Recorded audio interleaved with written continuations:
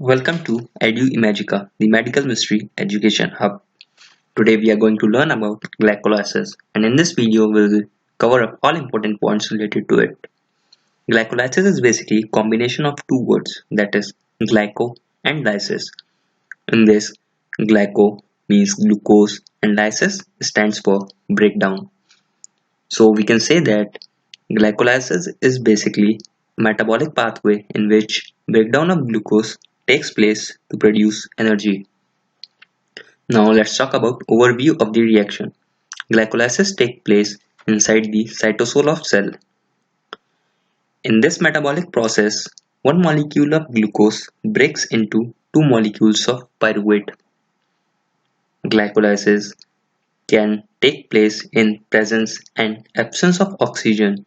So glycolysis can be aerobic or anaerobic. In aerobic glycolysis, the end product is pyruvate, whereas in anaerobic glycolysis, the end product is lactate. Now let's talk about different phases of glycolysis. As we all know, glycolysis is divided into two phases, that is energy requiring phase and energy releasing phase. In an energy requiring phase, it requires two ATP molecules to produce a very high energy intermediate, that is glyceraldehyde 3-phosphate, while on the other hand, the intermediate gets broken down into 3 carbon molecules producing 4 ATP molecules and 2 NADH. Now let's talk about different reactions involved in glycolysis step by step. First we will talk about energy requiring phase.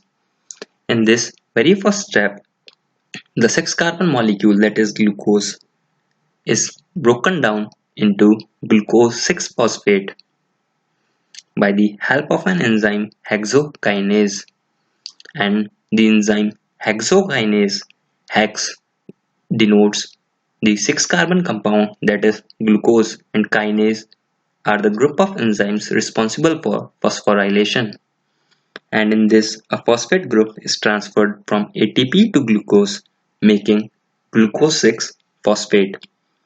Glucose 6-phosphate is more reactive than glucose, and the addition of phosphate also traps glucose inside the cell. Since glucose with a phosphate can't cross the membrane and remain in that place itself. Moving on to the next step, this is a very simple step.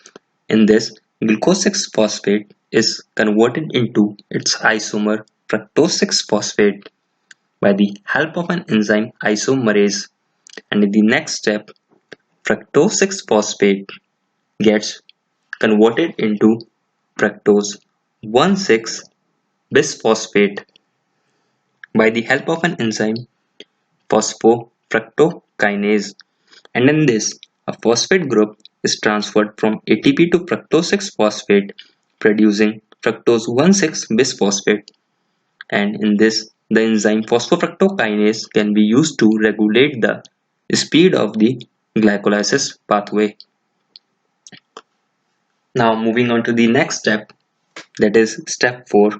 In this, fructose 1,6-bisphosphate gets converted into two 3 carbon sugars, that is glyceraldehyde 3-phosphate and DHAP by the help of an enzyme aldolase, and in the next step glyceraldehyde 3-phosphate and dihydroxyacetone phosphate remains in equilibrium with each other by the help of an enzyme isomerase, and the equilibrium is strongly shifted towards glyceraldehyde 3-phosphate because it is further utilized in glycolysis. Now let's talk about energy releasing phase. In energy releasing phase, the glyceraldehyde 3-phosphate gets converted into 1,3-bisphosphoglycerate by the help of an enzyme glyceraldehyde 3-phosphate dehydrogenase, and in this reaction a molecule of NAD+ is reduced to NADH and H+. The overall reaction is exergonic, releasing energy that is then used to phosphorylate the molecule, forming 1,3-bisphosphoglycerate, and in this one molecule of inorganic phosphate is also utilized. Moving on to the next step, in this 1,3-bisphosphoglycerate is converted into 3-phosphoglycerate by the help of an enzyme phosphoglycerate kinase, and in this reaction 1,3-bisphosphoglycerate donates one of its phosphate group to ATP, making a molecule of ATP and turning into 3-phosphoglycerate. Moving on to the next step, the 3-phosphoglycerate gets converted into 2-phosphoglycerate by the help of an enzyme phosphoglycerate mutase. Now moving on to the next reaction, here 2-phosphoglycerate get converted into phosphoenol pyruvate by the help of an enzyme enolase, and in this reaction a molecule of magnesium ion is also utilized. And in the final step of glycolysis, the phosphoenol pyruvate gets converted into pyruvate by the help of an enzyme pyruvate kinase, and in this reaction phosphoenol pyruvate donates its phosphate group to ADP, making a second molecule of ATP. As it loses its phosphate, phosphoenol pyruvate is converted to pyruvate, the end product of glycolysis. Now let's talk about the summary of the whole process.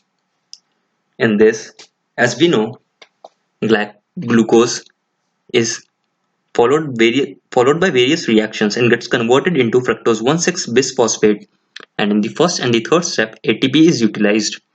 And as we know, fructose 1,6-bisphosphate is an unstable compound.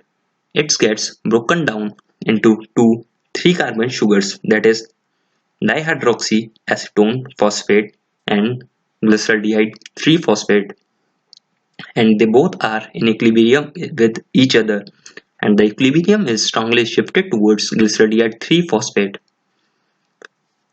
as the glyceraldehyde 3-phosphate is further utilized in the glycolysis pathway.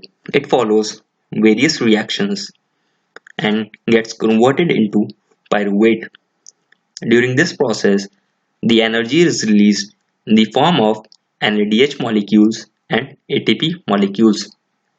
The energy releasing phase happens 2 times to produce 2 molecules of pyruvate. The net reaction is as follows. In this, glucose along with 2 molecules of ADP with 2 inorganic phosphate and 2 NAD plus is result to give 2 molecules of pyruvate along with 2 molecules of ATP and 2 molecules of NADH. The product of glycolysis is further utilized in the citric acid cycle to produce more energy.